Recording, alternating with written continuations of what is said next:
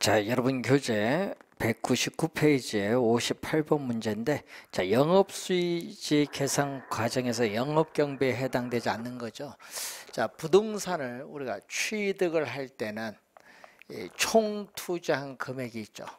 자, 부동산을 취득을 하는데 총투자한 금액은 내 돈, 자기 자본에다가 이 타인 자본, 대출금을 더해줘서 부동산을 우리가 취득을 하죠. 자, 이때 부동산을 취득을 하면은 이 보유기간 동안에 부동산을 운영을 하죠. 자, 운영을 할 때 영업에 따르는 현금 흐름 또는 영업 또는 운영에 따르는 현금 흐름이 발생하는데 이것을 계산을 해야 되겠죠. 여기서 매년 출제를 하고 있습니다. 이때 단위당 예상되는 임대료, 자, 단위당 우리가 예상되는 임대료인데 임대료 계산을 할 때는 항상 연간 계산을 합니다. 이 단위당 예상되는 우리가 연간 임대료에 뭐를 곱해주죠? 임대 단위수를 곱해주면은 이 임대 단위수를 100% 완전히 임대됐을 때 얻을 수 있는 최대한의 임대료 수입을 가능조소득 또는 가능총소득이라고 하죠. 그래서 potential gross income인데 이 가능총소득은 결국은 우리가 최대한의 임대료 수입을 얘기합니다. 자, 이 최대한의 임대료 수입을 말하는데 여기서 100% 완전히 임대되기 어렵죠. 그래서 공실이 생길 수 있고 또 임차인이 임대인에게 임대료를 지불하지 못하는 경우 있죠. 이걸 불량부채라고 하는데, 자, 20회와 27회 시험에는 불량부채를 이 지문으로 출제했었죠. 회수 불가능한 임대료 수입, 회수 불가능한 임대료 수입으로 출제했었죠. 자, 이걸 빼주고 우리는 바로 기타 소득인데 이 기타 소득은 영업의 현금 흐름이 아닙니다. 기타 소득은 영업 외에 발생하는 수입이 얘기되겠죠. 영업의 수입으로서 우리 자판기 우리가 수입이라든지 건물의 주차료 수입 등을 우리가 의미를 합니다.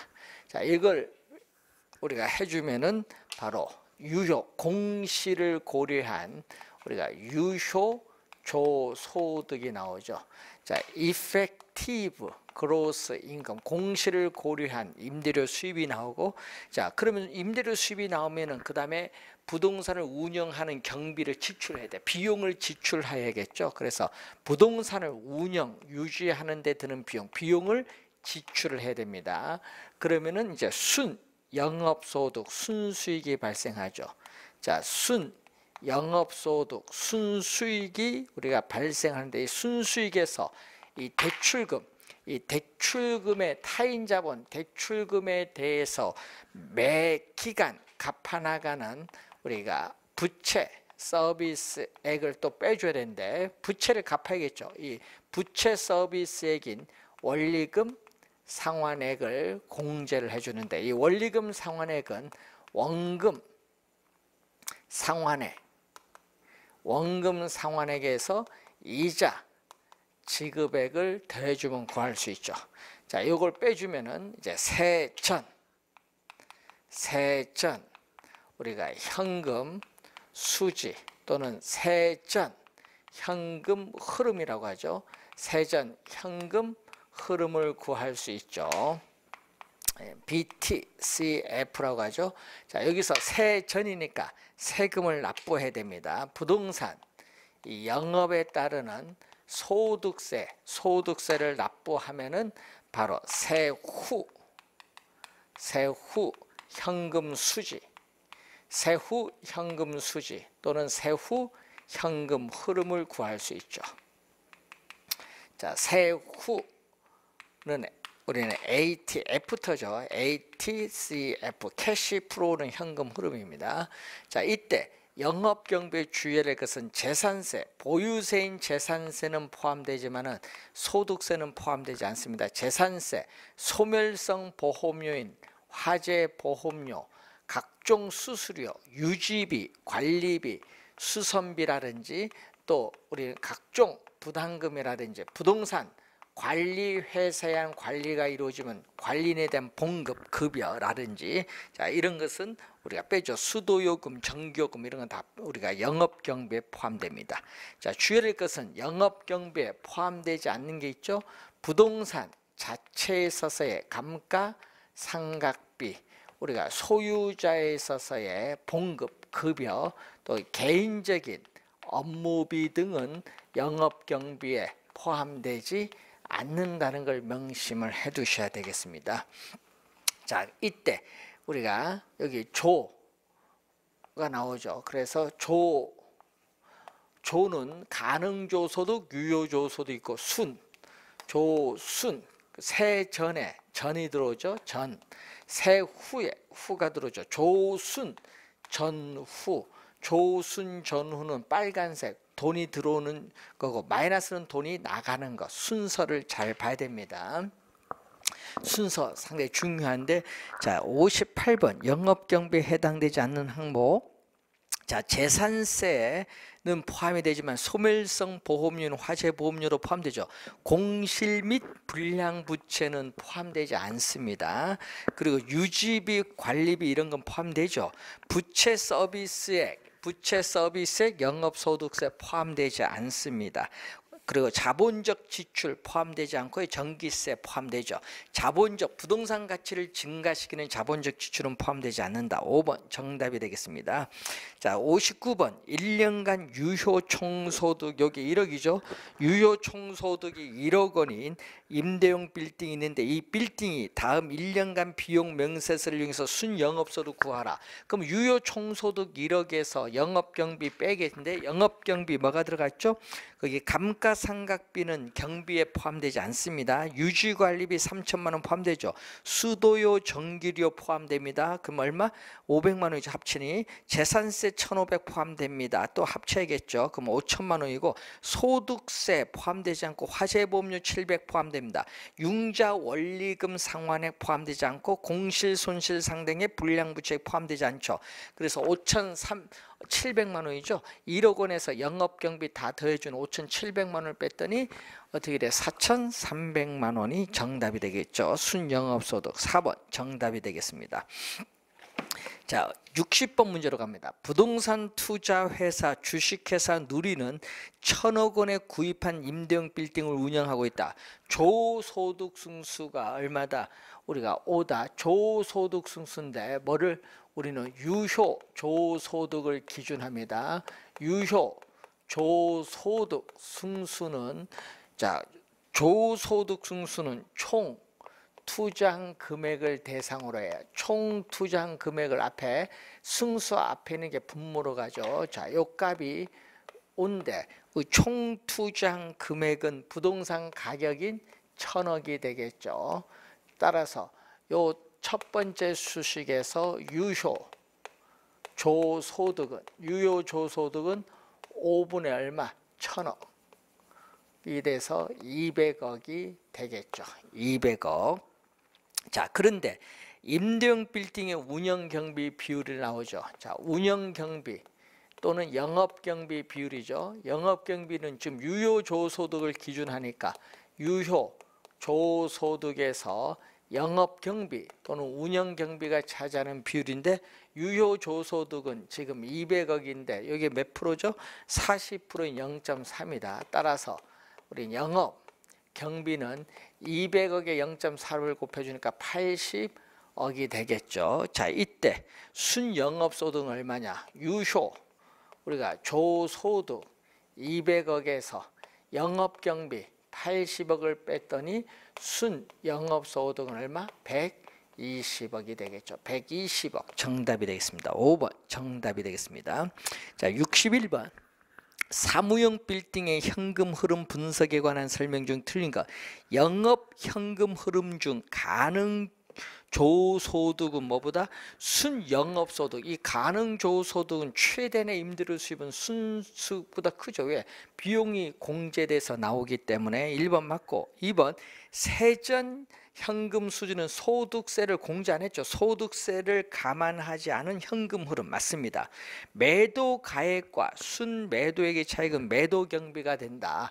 자, 여러분이 여기에다가 일정 기간 보유하다가 처분을 하겠죠. 이 처분을 했을 때 이 매각의 현금 흐름을 우리가 계산하는 과정에서, 자, 처분한다고 예상했을 경우에 매도 가격에서 우리는 중개 보수라는 이제 법적 수속에 따른 비용, 매도 경비를 공제해주면 순 매도액이죠. 그래서 여러분이 매도 가격과 순 매도액의 차액은 매도 경비가 됩니다. 맞는 질문. 영업소득세가 면세되면, 자, 여러분 영업소득세가 면세되면 여기 제로거든요. 제로면 세전세후는 같습니다. 세전세후는 같다. 크다 하니까 틀린 질문 4번 정답. 순영업소득과 세전현금수지 요 차액, 순영업소득과 세전현금수지 차액은 부채, 서비스액, 원리금 상환액이 됩니다. 5번 맞는 질문. 62번 틀린 것. 세전 매각 현금 흐름과 미상환 대출 잔액을 더해주죠. 자, 미상환 저당 잔금. 자, 미상환 이 저당 잔금이 미상환 대출 잔액인데, 이것은 이 대출금의 중도 상환 시에 잔금 비율을 곱하면 구할 수 있죠. 그럼 미상환 대출 잔액에 이 세금을 납부하기 전 투자자에게 돌아가는 몫이죠. 세전 지분 복귀액이 세전 이 매각에 따르는 현금 흐름인데, 이 세전 매각 현금 흐름에 미상환 대출 잔액을 2개 더해주면 순매도액이 됩니다. 그래서 맞는 지문 1번 맞고, 2번 순영업소득은 유효총소득보다 크기가 작죠. 왜? 경비를 지출하기 때문에. 3번 세전 현금 흐름과 세후 현금 흐름의 차액, 요 차액은 뭐가 돼? 영업소득세가 됩니다. 맞고. 자, 4번 타인 자금을 동원하지 않는다면은 여기 제로죠. 타인 자금을 동원하지 않는다면 전액 자기 자본으로 투자하니까 부채 서비스액이 제로입니다. 제로면은 순영업소득과 세전현금 수준은 동일합니다. 근데 동일한데 같을 수 있다 하니까 4번 어떻게 돼요? 우리가 순영업소득은 세전현금 흐름과 같을 수 있다. 맞는 지문이죠. 유효총소득은 반드시 가능총소득보다 작아야 된다 하는죠. 빼주고 더해주기 때문에 작을 수도 있고 클 수도 있고 같을 수도 있습니다. 그래서 5번 정답. 자, 63번 순영업소득을 추정할 때 필요한 항목이 아닌 거, 임대료 수입, 공실료, 주차료 수입, 화재 보험료는 필요한데 이자 비용은 필요 없습니다.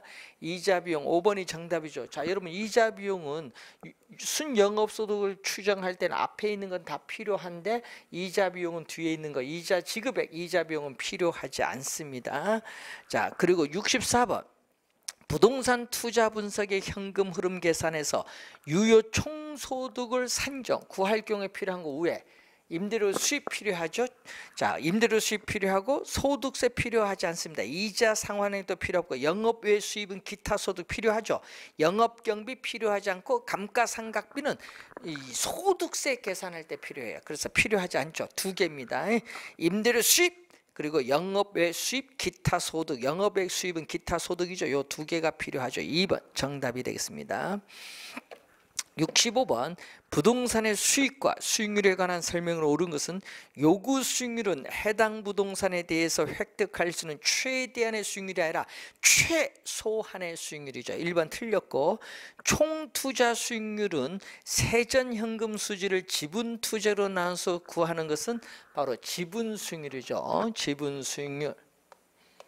자, 5번에 이 지분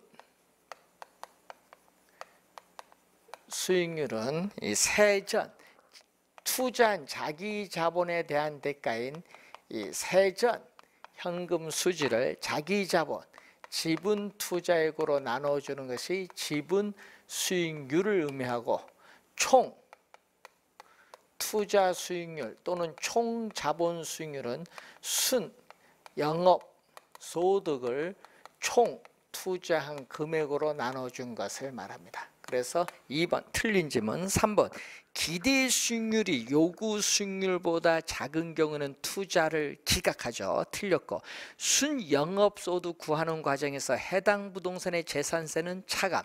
재산세는 여기서 차감을 하는데 뭐는 차감을 하지만은 소득세는 차감하지 않습니다. 소득세는 영업경비에 포함되지 않습니다. 4번 정답. 5번 회수 불가능한 임대료 수입은 여기죠. 가능 총소득에서 공실 및 회수 불가능한 임대료 수입을 공제하고 기타 소득을 대해서 유효 총소득을 구합니다. 그래서 5번 틀린 지문이 되겠죠. 자, 관련해서 염두에 두시고 66번 다음 임대주택 사업의 세후 현금 수준은 얼마인가? 순영업소득이 1억 4천이 나왔죠. 자, 순영업소득 1억 4천만 원이 나왔고, 자, 연간 융자 월부금, 여러분 연간이 나왔잖아요. 연간 융자 월부금은 연간 부채 서비스액입니다. 이게 얼마? 9천만 원 나왔죠. 그러면 세전 현금 수준은 5천만 원이 돼요. 5천만 원에서 소득세를 빼는데 이 소득세는 순 영업소득에서 뭐를 한다? 대체 충당금은 우리는 세금 공제의 대상이 되지 않고 세금 공제는 우리는 어떻게 돼요? 순영업소득의 세금 공제는 이자 지급액은 어떻게 돼요? 우리는 기간 말에 자기 자본을 증가시키지 않기 때문에 세금 공제의 대상이 되죠. 이자 지급액, 또 부동산 자체의 감가상각액, 요 두 가지는 세금 공제가 되거든요. 그러면 과세, 우리가 소득이 나오고 이 과세 소득에 세율을 곱해주면은 영업 소득세를 구할 수 있다 이 말이겠죠. 자, 그러면은 지금 얼마? 순영업소득 1억 4천만 원이 나왔는데 대체 충당금 제로, 이자 지급액이 얼마 나왔어요? 융자이자 7천만 원이 나오고 감가상각비 1천만 원 나오니까 1억 4천에서 8천을 빼니까 얼마? 6천만 원이겠죠? 과세소득은 6천만 원입니다. 곱하기 세율, 영업소득세를 30% 해줬더니 얼마죠? 6, 3, 18, 1,800만 원이 소득세죠. 이 소득세 1,800만 원을 영업소득세 공제해주면은 세후 현금 수준은 3,200만 원이 되겠다. 3,200만 원. 그래서 3번 정답이 되겠습니다. 자, 이런 의미 여러분 잘 기억해 두시기 바라고요.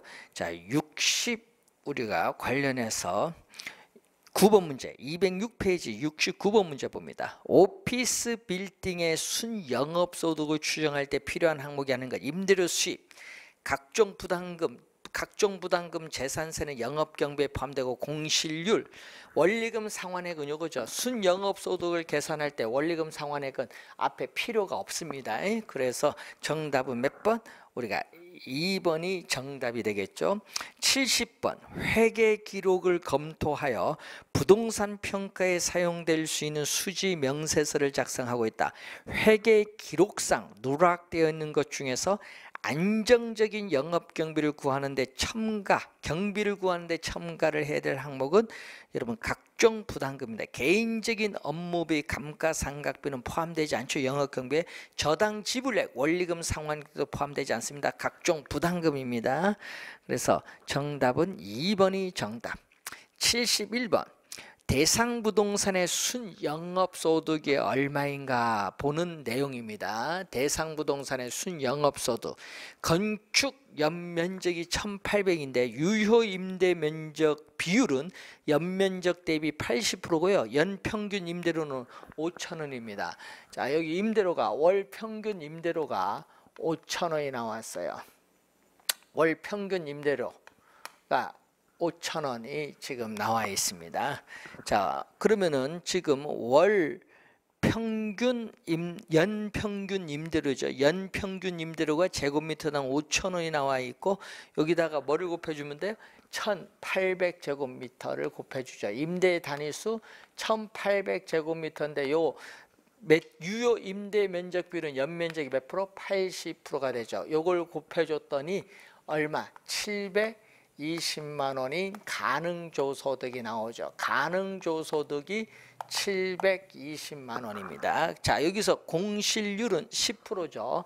그러면 공실률은 가능조소득의 몇 프로? 10%, 0.1 곱해줬더니 72만 원이 우리가 되겠죠. 공실률을 곱해줬더니 기타 소득은 없으니까 72만 원 빼주면 600 얼마? 48만 원이 우리는 유효 총소득이 되죠. 자, 여기서 영업경비를 빼주는데 영업경비는 거기에 얼마 나오죠? 유효조소득 기준 50%, 648만 원, 요 기준 50%인 0.5를 곱해주면 되죠. 0.5를 곱해주면은 324만 원이 영업경비입니다. 그러면은 648만 원에 324만 원 빼줬더니 순영업소득도 얼마? 324만 원이 되겠죠. 따라서 324만 원 2번 정답이 되겠습니다. 자, 72번 문제로 갑니다. 다음 부동산 매각에 대한 명세서를 이용해서 세전 지분 복객을 구하라. 자, 매도 가능 금액이 10억이죠. 자, 이 매도 가능 금액이 10억 원이 주어졌어요. 자, 여기서 매도 경비인데 중개 수수료, 매각 광고료가 얼마다? 요게 바로 얼마? 2천만 원이 매도 경비. 2천만 원을 우리가 빼주면은, 자, 2천만 원을 빼주면은 우리가 순매도액은 9억 8천만 원이 되겠죠. 자, 9억 8천만 원에서 미상환 저당잔금은 최초의 융자액이 대출금 4억이죠. 4억에서 최종 상환 비율이 40%면 잔금 비율은 몇 프로? 상환 비율과 잔금 비율을 대주면 1이니까 잔금 비율은 얼마? 잔금 비율은 상환 비율 1에서 상환 비율 0.4를 빼면 0.6이죠. 그럼 2억 4천만 원이죠. 그럼 9억 8천에서 2억 4천을 빼니까 7억 우리가 얼마? 4천만 원. 7억 4천만 원이 세전 지분 복객 7억 4천만 원 정답 3번이 정답이 되겠습니다. 자, 73번 문제로 갑니다. 다음에서 제시된 사항을 근거로 기간말 세후 지분 복객을 계산하라. 매각 예정 가격이 얼마다? 매각 예정 가격이 100억 원. 매도 가격 100억 원에서 소요되는 경비는 매각 예정 가격이 얼마? 5%. 그럼 100억에 5% 하니까 얼마죠? 우리가 5억이겠죠. 5억 원을 빼주면은 우리가 순매도액은 95억 원. 자, 순매도액 95억 원에서 기초에 우리가 융자액, 대출금 50억 원의 잔금 비율, 여러분 기말 잔금 비율 50 우리가 4% 0.54를 곱해주면 27억이 되겠죠. 자, 27억 원을 빼주면 되겠죠. 90억에서 27억을 빼면은 68억 원. 68억 원이 나오는데 여기다가 부동산 우리가 가격 상승에 따른 이득, 자본 이득세인 양도 소득세를 공제를 해주면은 세후 지분 복객을 구할 수 있죠. 자, 이 세후 지분 복객이 바로 세후 매각에 따르는 현금 흐름을 구할 수 있는데 이 세후 지분 복객은 68억에서 얼마? 자본 이득세 얼마죠? 12억 원을 빼줬더니 56억 원이 세후 지분 복귀액이 나오죠. 3번 정답이 되겠습니다. 자, 이 기본적인 이 수식인데, 자, 여기서 이제 매년 한 문제 출제되고 있죠. 특히 영업의 현금 흐름 계산에서 중요한 내용입니다. 잘 확인해 두시기 바라고요. 또 이 75번 또 이런 내용도 많이 출제를 하죠. 뭐죠? 우리가 화폐, 시간 가치.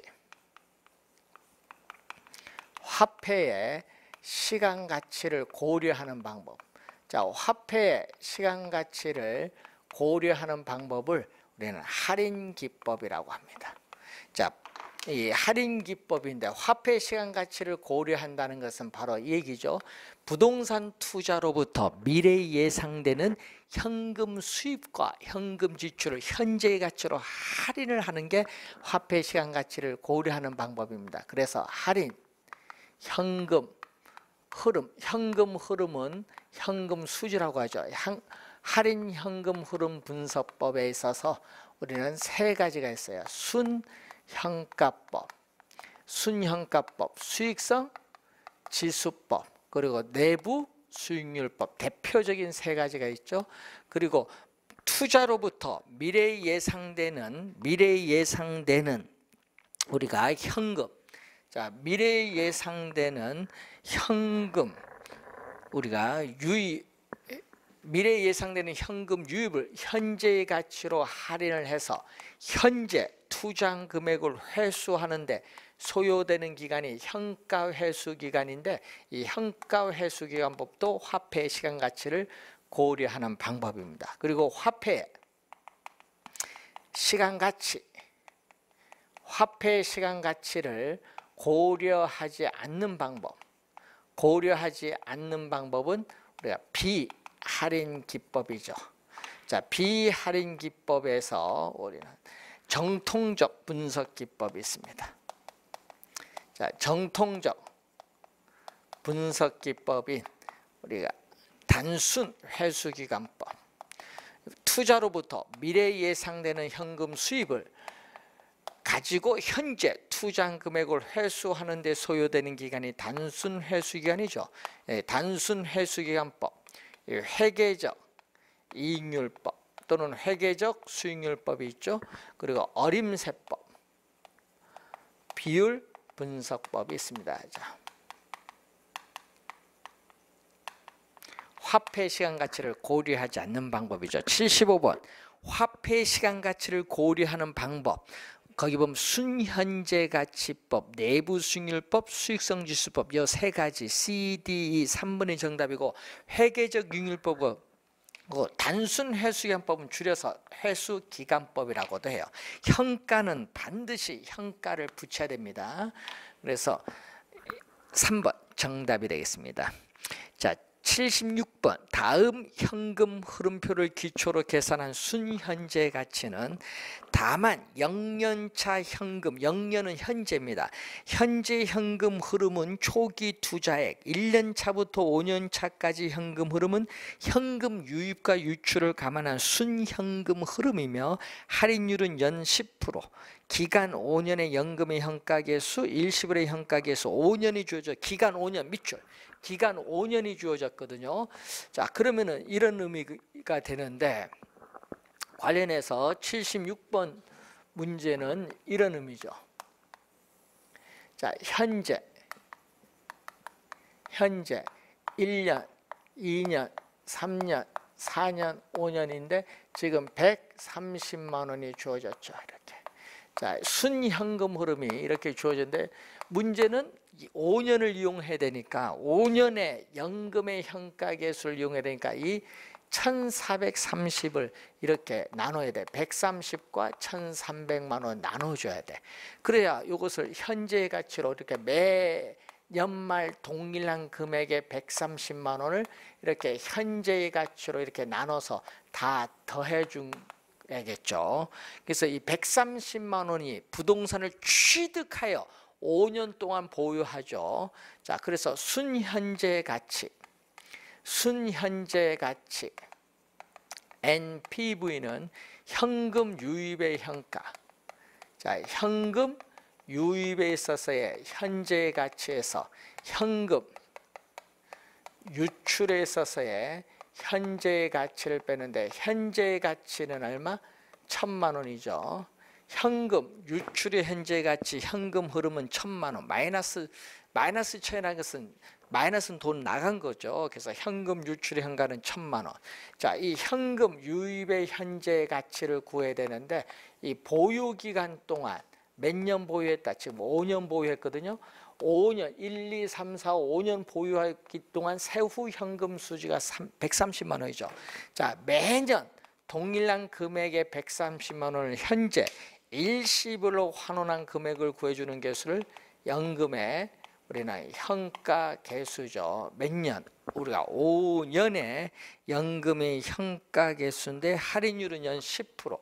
자, 10% 5년의 연금의 현가 개수가 나오죠. 자, 이때 연금의 현가 개수 5년 기간 5년의 연금의 현가 개수가 3.79079.